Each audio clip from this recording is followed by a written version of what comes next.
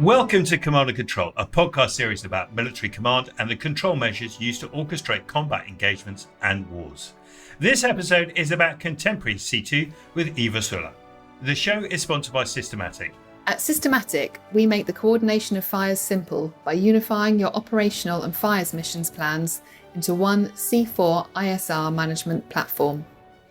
The Citaware Fire Support module increases your responsiveness by reducing the time between target identification and fire's response, while ensuring full collaboration between all elements involved in the operation. For those that follow conversations about C2 on social media, you cannot help but see some of the excellent pieces by my guest today, Eva Sula. Whether about generalship, digital systems, AI and decision-making, innovation culture, contemporary C2 organisations in Russia or Ukraine, Eva covers it all. And she's prolific too, right? Sometimes it's hard to keep up with her output. But with a presence like that and no shortage of analysis behind it, Eva is not someone to be ignored. Whether her background and views on data and digital, this episode tries to define the future of C2 according to Eva. Eva is now an independent defence and security advisor, offering services to a number of clients. She's an advisory board member to various forums, initiatives and expos. She's also a fellow member of the august body called the Alphen Group. Starting in banking and then in IT, Eva isn't your usual defence commentator or advisor. Her breadth of experience and insights, as well as the way she makes her writing so accessible, mark her out as a unique offering in the C2 field. Now operating at the intersection of strategy, policy and operational problems, Eva's advice has become sought after by those that matter in this field. Now, I should also add that Eva is an Estonian and she's recording this in Tallinn.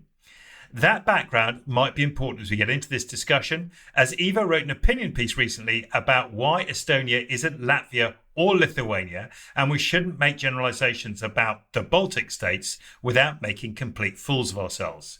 So while Eva's views that she expresses today are hers, they don't necessarily represent those of a Lithuanian, Latvian, or some kind of bastardized Baltic persona that we want to impose on the region. Eva, listen, welcome to the show. Hard to believe I hadn't had a reason to get you on before now. But let's throw ourselves into the thick of the conversation. What does the future of C2 look like in your head? Well, first of all, thank you for having me and this long, kind words. It was awesome to listen to that. So, yeah, the future of C2 is an interesting topic. And I guess, like you said already, how even the three Baltic countries are very, very different. I would say that the countries all in even NATO and alliance, extended alliance even, have different views and different understandings. And then we have the NATO, and then we have EU, and then we have all kinds of other molecules circling around. And they not necessarily always collide. And that makes it hard. And when we talk about the C2 and what it could look like even in 5 years, I would say it's pretty hard to predict what it certainly will be, especially where it's evolving. We see that from Ukraine quite well. Developments, what Russia is doing, now China more. And then you add the pace of things. It's not anymore just the battlefield of kinetic space. It is becoming digital space. It's becoming cognitive space. All kinds of sensor feeds on top of it. It's moving and very rapidly moving and moving out of, I would say, human comfort zones even. And that's also one of the challenges that I see with my talks, whether from the military's boots on the ground up to 4-star generals, ministries, innovation, or even the prime defense industry. It's how do we navigate around this? This is a serious topic, and how the poor planners even plan something which is moving. We don't even know what's in next month. And technology now is moving in Ukraine in days, not even weeks anymore. So it's getting more and more interesting, but it comes with fair share of challenges on top of it. It seems that both Ukraine and Russia are also struggling of this outside the human comfort zone. And it sort of gets to the heart of one of the key problems that you've pointed out about C2, which is this the difficulty that humans are having in aligning the long-held philosophy of sort of mission command, of the human-centric side of it, with the sort of greater centralisation and digitalisation that's happening, which takes it away from humans and in a very Chinese way moves to a sort of systems, data, scientific approach to C2, with the sort of ambition that machines will have the creativity to know everything and come up with the best idea of how to attack or defend or undertake military operations. This sort of struggle between these two diametrically opposed approaches to C2, centralization and decentralization, I think this is one of the core struggles behind it. Do you think, is there an end in sight in the future? Is mission command just doomed to failure as digitalization goes on and on? What does the Ukraine and Russia experience tell us? So I would add one more thing that makes it even more interesting or more, let's say, fun, quotations. And that is, there are more variables now in the play, because now we're entering also where this digitalization side is used as a weapon itself. Russia is poisoning open source data, which is used to train the models, machine learning models, or even just the databases to do object detection. The other angle is what we're seeing more and more, which is adding more pressure to everything, is electromagnetic warfare, starting from jamming and spoofing. For example, spoofing impacts also what do you actually see and trust it. A good example, Russian Shadow Fleet ships.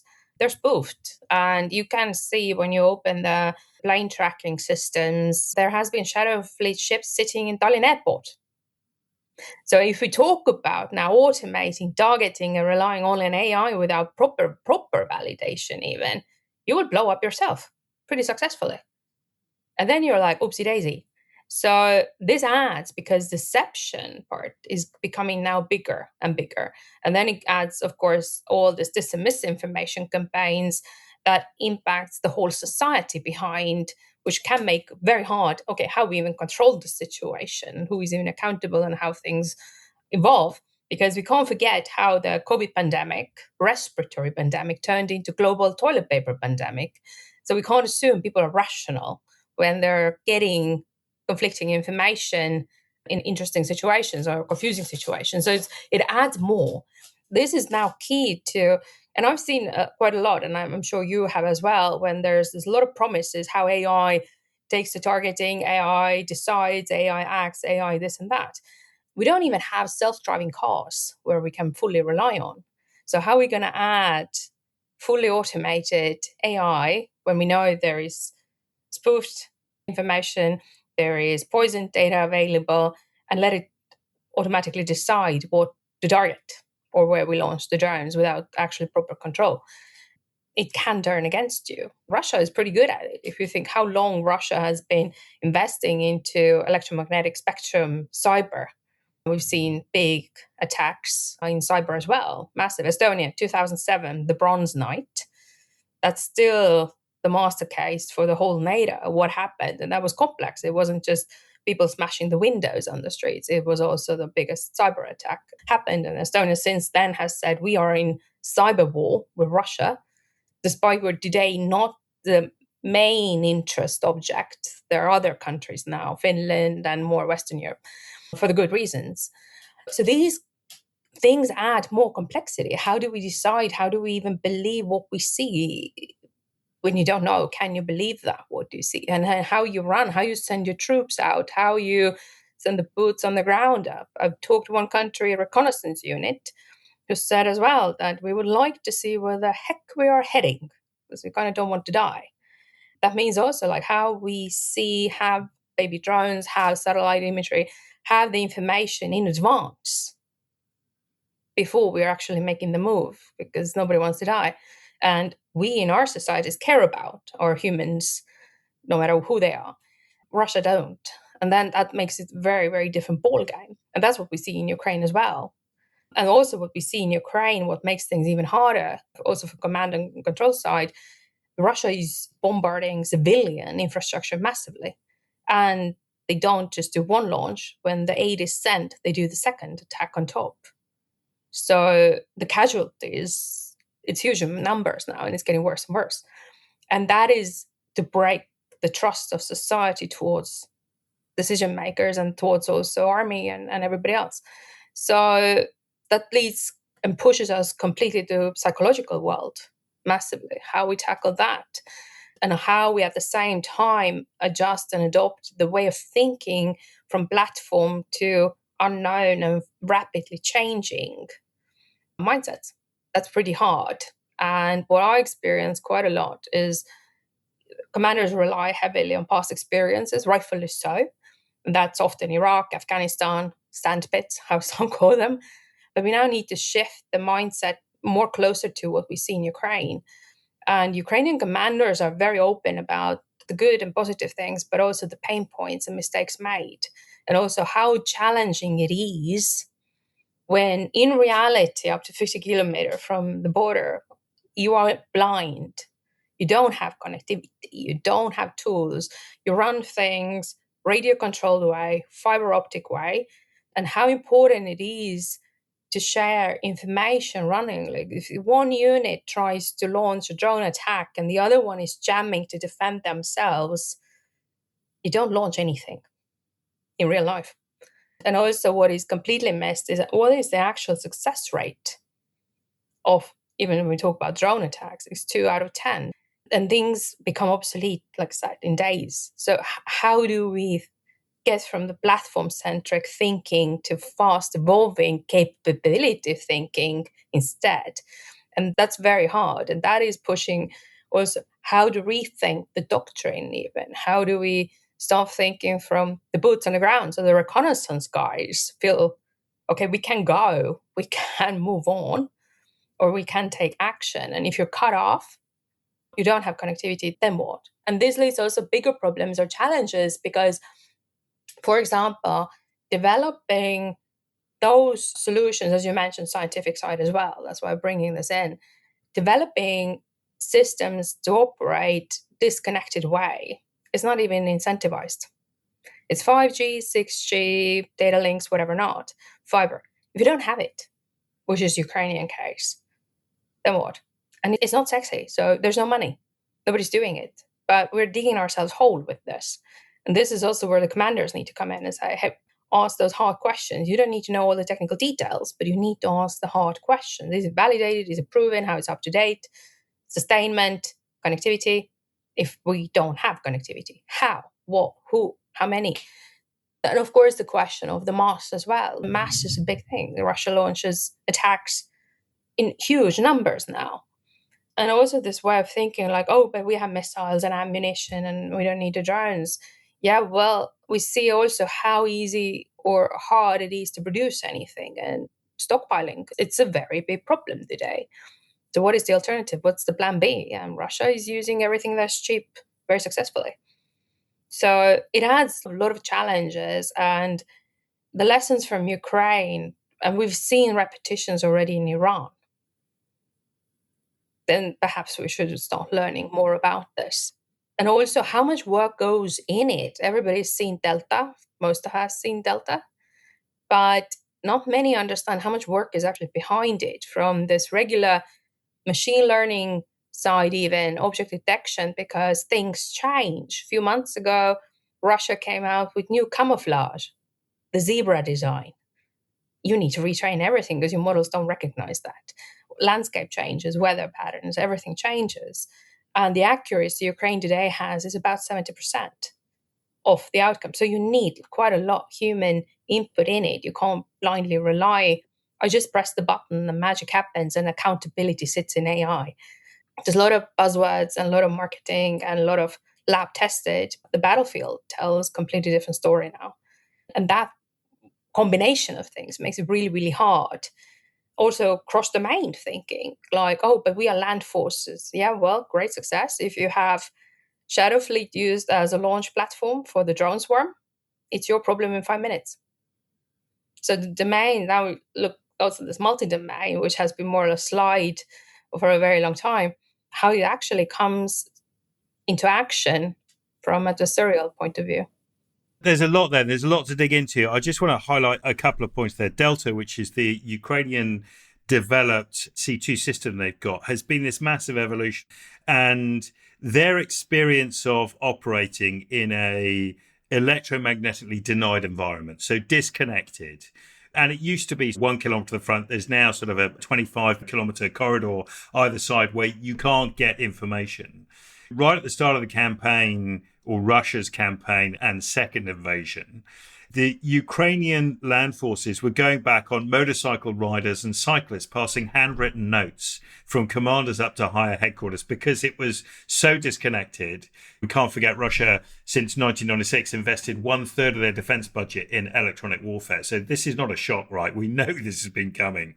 But it's been this evolution. I was being fascinated by the idea, the two competing demands on Delta as a command system. One, that AI can deliver so much in terms of intelligence fusion, automated targeting, highlighting areas of potential exploitation. And the other side, which is when that disconnects, you're back to passing hand messages between units and trying to locally deconflict. This tension, this friction that exists between those two areas seems to me like the heart of one of the Western problems with C2 decisions in the future. You can go with the US MDO system, which is becoming highly centralized. The idea of JAD-C2 is to place everything in front of the joint commander, give him the complete transparency of the battle space, and allow him to decide where he places resource for the most effective part of his campaign plan. I get it. That's perfect. But that doesn't seem to survive contact with the Ukrainian model of electronic warfare disruption and disconnection. Do you see discussion happening about this, or are the Americans just sort of going, well, it'll all be fine and we'll just power through? So I guess the biggest lesson from the US was the Iran, because there were very many similarities what we've been seeing in Ukraine. That kind of came as a bit of a surprise, I would say. Some of those lessons we do know that already were in Iraq. Information and information flow. If that doesn't happen, not going to be pretty. So it's not like completely new problem, but have we actually been tackling this or not? And when you're mentioning about this joint commander seeing the views, I think like with this, there are several issues with that, or challenges, I would say. The one side is like the land, sea, and air command is very different culturally, mindset wise, and they have opinions about each other. That I can tell. And they were fascinating at times. And you can't decide without understanding each other and how they move, how much time it takes, what space they're running, and so on. So it's a not so straightforward thing. The bigger problem, what I see about it, if we leave the culture aspect, which is human problem aside, is the data. And to get this transparent view of what is ongoing, you need policy, laws that enable data sharing. This is where everything today is stuck, not everything around data side. I don't have military who hasn't asked me, where do we even begin? Because everything's overclassified in silos, in ACAPs, PowerPoints, Excel sheets. Where do we even begin? Because according to the laws, we can't do much. That's reality. If we don't resolve the policy problem, which is pure political will, and most of the time these policies sit in other ministries, not even in the MODs, Ministries of Defense. So these are very, very big problems around. And how do we then get situation awareness picture, and how do we actually know what we do? So this is, I would say, very big problem. Technology is the problem. There are things, there are good things, there's nonsense. This is resolvable. But if we don't have and enable access to the data, it's going to be pretty hard. And not just within one nation, for example, but also between the nations, between the alliance, bigger picture. Today, I can tell you there is no shared situation awareness picture of any of the region within the NATO. This is policy problem. This is not technology problem.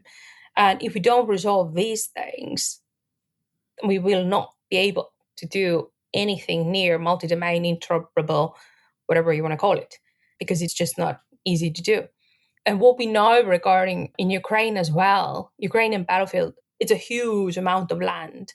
What is problem in north might not be a problem in south, might be resolved in the middle. And not the whole battlefield is behind Delta even, and not everywhere it's run the same way. And I've had honor to talk with also Azov Battalion, those defenders who defended Mariupol, but also those who are now under the Azov International Battalion running on the front lines. And why they were managing to keep the Azov so long, Mariupol, was exactly because they could make decisions on the unit levels themselves. Commanders heard about things when things were happened already. They were done. Because that is exactly, if you don't have connectivity, well, you can't send the pigeon out with the messages. You're busy resolving the situation you have in your hand. And they have been very open, Ukrainians, about the problems that have happened regarding this. If you had two units and you can't communicate, for example, what happened was also when they were putting up the barricades, there was no information shared, which left gaps, which meant the Russians came through. So there's heaps of challenges that, why we need to figure out how we operate when we don't have connectivity, and how and when we can share the information and the data without feeling constrained. And when we mentioned before also about the digital space side, we are all officially in peace, although we are in a very gray zone. You can't build offensive digital capabilities during peacetime. That's definitions also by the laws. I've had this discussion also at the European Commission level, because we really need to figure out how do we build these capabilities, offensive capabilities, once we need them, we launch them, not starting chasing and running who can do what. This is critical side. And also where and how we can launch the reserves and utilize them. Is it digital? Is it cyber? Because it's not just kinetic anymore. These are all legal questions that need to be resolved. And then, of course, yes, there will be stepping over of rules of engagement. We all know that. But how we then ensure that those who are in reserves or helping or providing solutions will not get caught in tribunal in the end. So there's quite a lot of legal challenges on top, which is behind political topics. But today, I would say the biggest thing that needs to be resolved is how we start sharing data to even get anywhere close to understand the situation awareness picture. And we all know Russia is doing all kinds of interesting things, whether it's the anchors dragging on the seabed, drones flying, cyber activities, and all of those. We need to start connecting those dots as well, because I've done exercises or tabletops around, and key thing, what I've always seen, we don't understand dependencies, how things start going down in this rabbit hole, who's take charge, who's accountable if things derail, because it's not just the military anymore, it's critical infrastructure, civilian, public sector, and things we need to keep operating. And also one of the reasons why I, for example, wrote about the Baltics is if we put everything in one basket because we don't share and talk enough with each other, then there are misconceptions. There are people who think like, and countries who think like, oh, but everybody in the Baltics will go through Suwalki corridor. No one in right mind from the Baltics will go through Suwalki.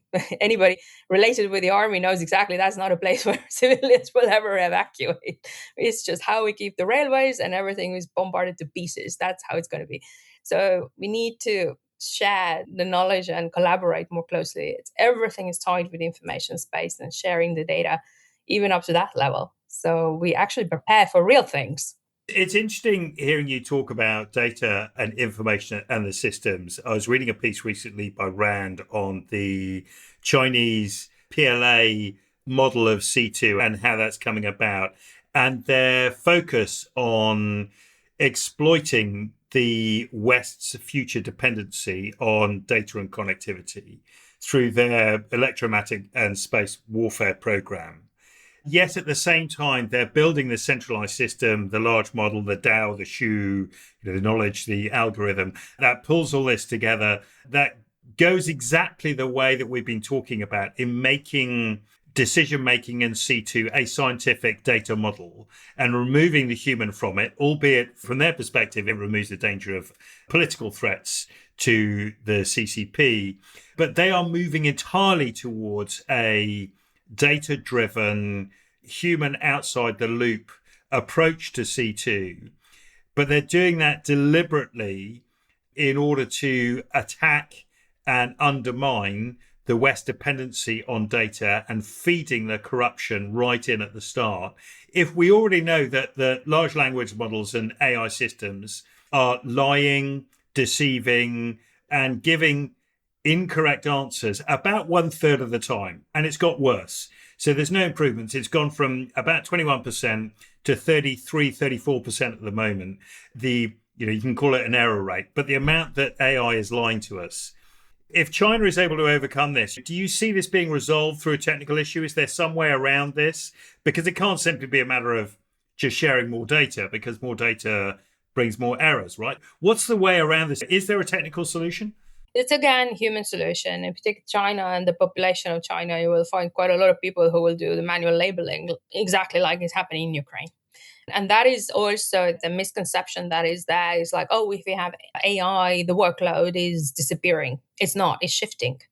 And that's what has been said pretty openly also about several scientists and people working with AI. You always need to have somebody validating, checking, and you have to understand what you're looking even at. You just can't take a reservist and put it like, just click the button. But if person doesn't even know what he's looking at, doesn't make even sense, you end up in a pretty sticky situation. And I'm asked also from top commanders, very bluntly and directly, who's going to be the sucker labeling the data? Because without that, we will end up in a big problem. Because yes, even if we exchange the data between the nations, even for example, but this gets tampered on away or somebody hacks in because the cyber side is very active, then what? And that is also why these monolithic colossal systems are not a way to go, and why Ukrainian, again, very modular, scalable side is needed architecturally. Like the backbone, what I'm also writing about quite a lot, is needed because if something fails, gets compromised, you cut it off, you move on, you take the other piece. Or if any platform dies, becomes obsolete, it's easy transition, not like, oh, we need to reinvent the world. But this is a serious problem, and I don't think it will be resolved by technology. You can train different models to recognize certain things. But if you are already in your mindset, I'm the adversarial side and I'm going to use that against, that's what Russia is doing with using AI in different ways, something will stick. Is it 100% success rate? No. Something always sticks. Now it's just accelerated through the AI and internet and all the digital spaces, social media. Something sticks. So it's the same going to be with the military side. Something will stick. And if you are the attacking party, if something fails on the other soil, not on yours, who cares? We move on. That's what Russia is doing. We can't afford it. If we have spoofed data and we send FPV drones to blow some shadow fleet up and it ends up in your own civilian airport, which you actually need, that's going to be a bit of a problem. And that's why it's very, very complicated. And there's no easy, straightforward answer. And we also know China is using the open source models US has provided to train their own things. So it's they exploit it hard. And Russia is throwing the poison in. So that's kind of the goes. There have been questions like, oh, but can we develop the models that recognize if there's something wrong? Models that are very easy to confuse. Any listener who wants to check this out, go Google or whatever browser you're using and look for Chihuahuas and Blueberry Muffins machine learning training model. You will get a fabulous picture. I use that in my presentations quite a lot. It shows really well how easy it is to confuse. And I don't think in battle situation you want to end up with the Chihuahua, so you want something else out of it. So the validation always remains. And if we remove the human in the loop completely, then that's the risk we are creating for ourselves. So we need the validation. And it doesn't mean that there needs to be human on the battlefield on the most dense areas. Ukrainians are also not there. Nobody's going in the biggest and the worst areas. But you need to have control. And this is commander decision. And always the accountability lies in decision makers, commanders, politicians. I've had commanders asking, what if I make decision based on AI and it turns out to be wrong? Whose fault is that? Still his, right? It's like, that's it. No one's taking a software developer to court. You're not going to see Anthropic or Google DeepMind or anyone else up there. Listen, I'm interested about this idea of where the human sits in the loop. And you and I might agree there always needs to be a human in the loop. US operations in Iran earlier in 2026 in the ongoing campaign, they generated something like 44,000 targets, 11,000 in one day, I think was the top figure I saw. And as I understand it, there were three guys who were in US headquarters who were effectively seeing AI generated targets and had to press return to assign those automatically through the system. So 3 guys, 11,000 targets, 24 hours, and they are just hitting return, return, return, return, return, return, return. They're not doing the background data because the time pressures on them to generate these targets is so huge that they can't do it. So that's not really a human on the loop, is it? There's no human agency in that whatsoever. That's just someone hitting the return key. What's the point of doing it? Do we need to come up with a better metric for what human in the loop means? I mean, having a person hit the return key, that doesn't cut it. No, right? definitely not. And that's just the rubber stamping to have a tick in a box or show something on a slide. But in reality, nobody's capable of identifying. Doesn't make sense. And in Iran, there was already incident, right? So we all know what happened. So, and you can't go, as a result, just blow up a school with 200 children in it. It's just out of question.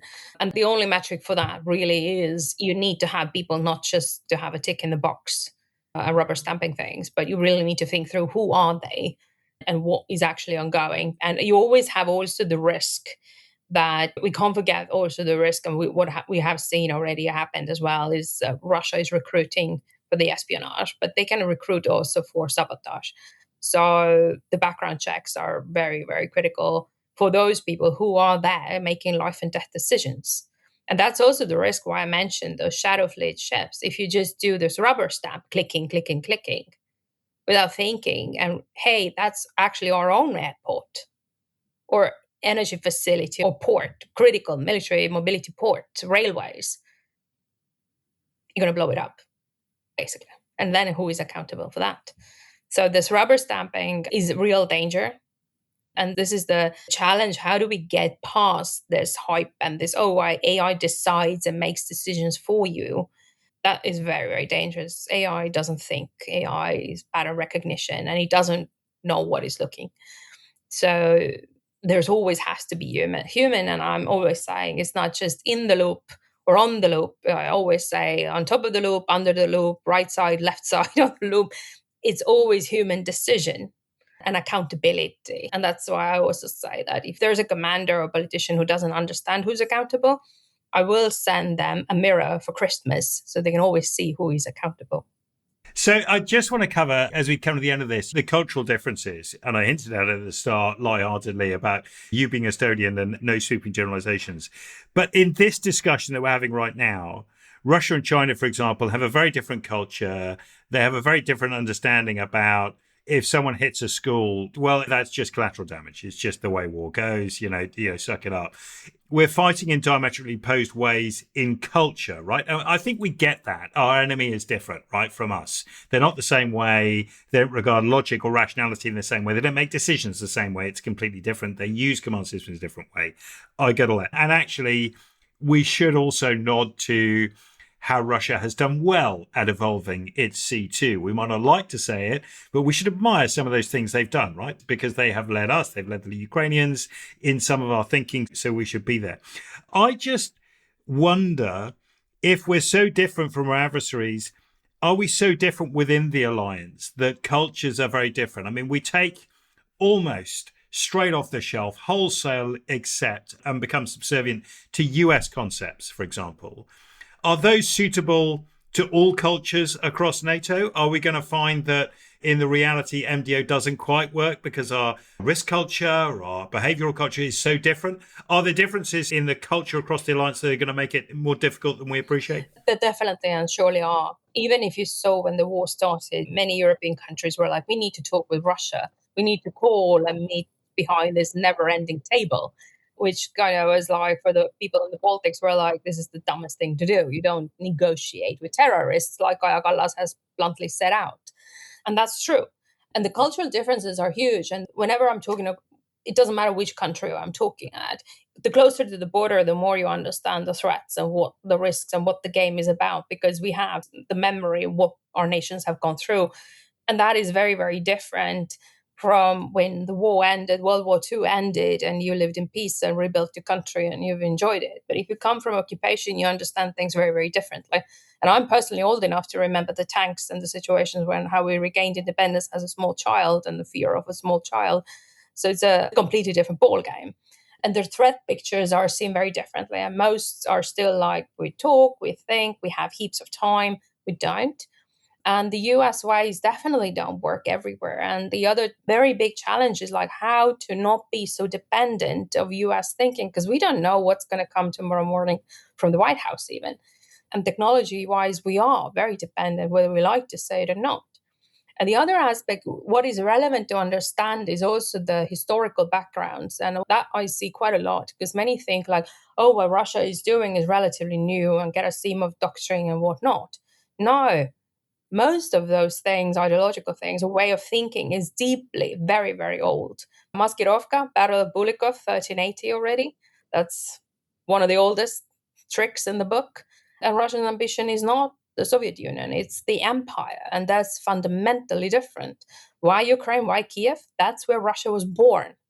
So if you don't understand also historical reasons and context, it's very hard to, okay, but how do we resolve and untangle this?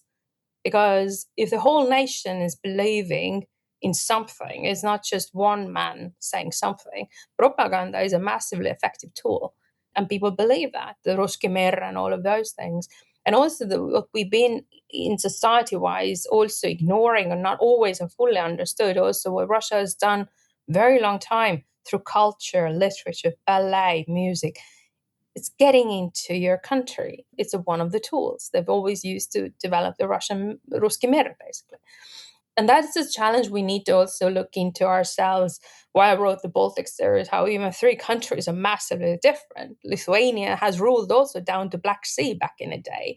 And they've been more stuck with Poles, and we've been more stuck with Russia and Sweden, more closer to Finland, and Latvia has been in between.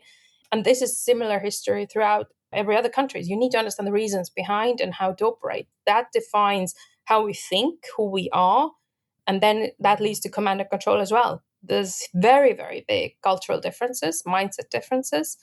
And what drives people here crazy is this, in a way, mañana that we're seeing on the Western side, more debates, discussions. Should we even buy things, develop things? Budget cuts. These are hard topics for us because we see that things are not moving in the way they should. And when you see what happens in Ukraine and how much aid actually gets there versus what is being promised, we really need to get behind the talk and the summits and cookies and coffee and actually deliver, because that is deterrence, not just a summit. Summit is not deterrence. Russia is laughing. We need to start collaborating, cooperating. That's actual deterrence. That's hard part. Eva, thank you so much for that. And thanks for taking the time to talk to us. If you enjoyed hearing Eva, you follow her on social media. You can get it pretty much everywhere, but she's got a big feed on LinkedIn where you can pick up a lot of her recent writings about the topics we talked about. And in particular, she's been running a campaign over the summer. I can't call it a campaign, a series of articles about the summer headquarters, which should make you giggle as well as having a serious side. Eva, thanks for taking the time to talk to us. Enjoy the rest of your summer. The show is sponsored by Systematic. Citaware is trusted by more than 50 nations worldwide, including 18 NATO nations, and is the world leader in command and control software. This episode is produced by AureliusThinking.com. Thanks for listening.